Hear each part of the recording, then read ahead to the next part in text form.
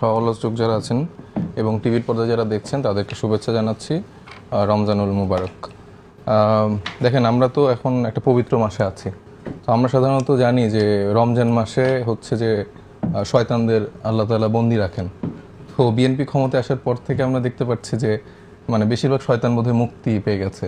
কারণ আজকেই ধরেন কাউরান বাজারে আমরা দেখলাম যে বিএনপির যুব দলের বা বিএনপির ট্যাগধারী হচ্ছে যে কিছু নেতাকর্মীরা বাজার ঘাট আবার দখল করে শুরু করলো।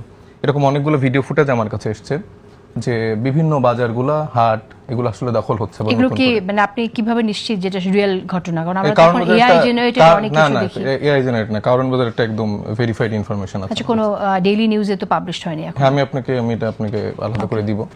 তো ব্যাপারটা হয়ে গেছে যে এই মানে ক্ষমতার পালা বদলের ফলে একদিনের মাথায় বাজার দরের যেই আজকে আমি বাজার দরের হিসাবগুলোও দেখলাম যে প্রত্যেকটা নিত্য প্রয়োজনীয় যে পণ্য আছে প্রত্যেকটা ডাবল হয়ে গেছে।